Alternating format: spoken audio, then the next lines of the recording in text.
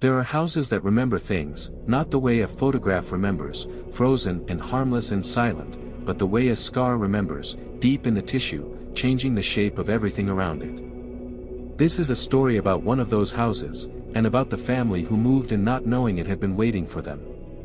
My name does not matter. What matters is this. Every word you are about to hear is true. Welcome to GrimToldHorror. I am glad you found your way here, though I suspect part of you already knew something was waiting. If this is your first time listening, turn off the lights. Put on headphones. And whatever you do, do not listen alone. Let us begin. The Harlow family arrived on a Tuesday in late October, the kind of day where the sky cannot decide between gray and white and the trees are already half bare.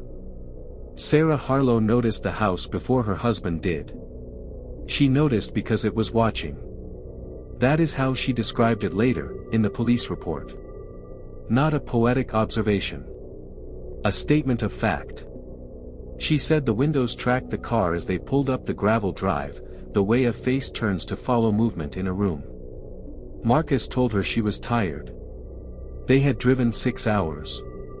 The kids were asleep in the back. He was right that she was tired. He was wrong about everything else. The listing had called it a charming Victorian with original features and character. What the listing had not mentioned was the smell, old earth and copper, like turned soil and something older beneath it. Or the way the floorboards on the second landing did not creak so much as groan, low and slow, like something waking up. Or the door at the end of the hallway, the one that was always slightly open, the one that no key in the house could close. The first week they told themselves it was the house settling. Old houses do that, shift under their own weight, groan against the cold, breathe through gaps in the plaster.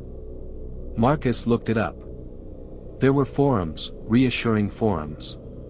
He bookmarked 3 of them. But houses do not move things. Sarah's wedding ring. She never took it off. Found it in the kitchen sink 3 mornings in a row, always in the drain, as if placed there deliberately, always dry. Their daughter Lily, age 7, stopped sleeping in her room after the 4th night. When Sarah asked why, Lily said, "Because the man in the mirror does not sleep, so I cannot either." There was no man in the mirror.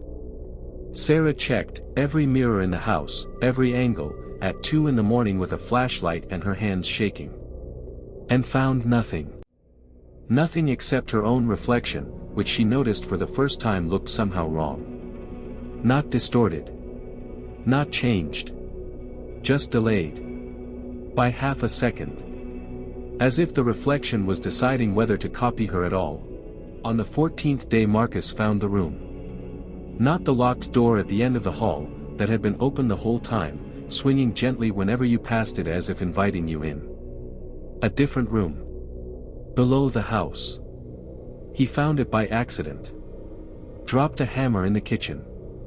Watched it fall through a gap in the floorboards no one had noticed and heard it land somewhere that sounded further away than it should have. What he found down there I will not describe in full, not because I want to spare you, but because what Marcus described uses words I do not have.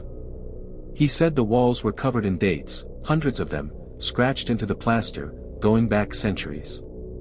His family's names were at the bottom, written in a hand that was not his, written last week. The Harlows left that evening with what they could carry. They drove to Marcus's mother's place 4 hours away and did not look back. The house at the end of Morrow Lane was listed for sale within the month. The listing called it a charming Victorian with original features and character. It sold in 6 days. I spoke to Sarah Harlow once, briefly, before she stopped returning calls. She said one thing. I have not been able to stop thinking about it. The worst part was not what we found. It was the feeling, from the very first moment, that the house already knew how it was going to end. And it was patient. It had been patient for a very long time. This has been GrimToldHorror. If this story kept you up tonight, leave a candle in the comments. And if you know a house like this one, you already know not to go back. Before you go, share this with someone you want to keep up tonight. Hit like, Drop a candle in the comments, subscribe if you have not already, and hit the bell. Because the next story will not wait for you to remember. Until next time. Sleep well, if you can.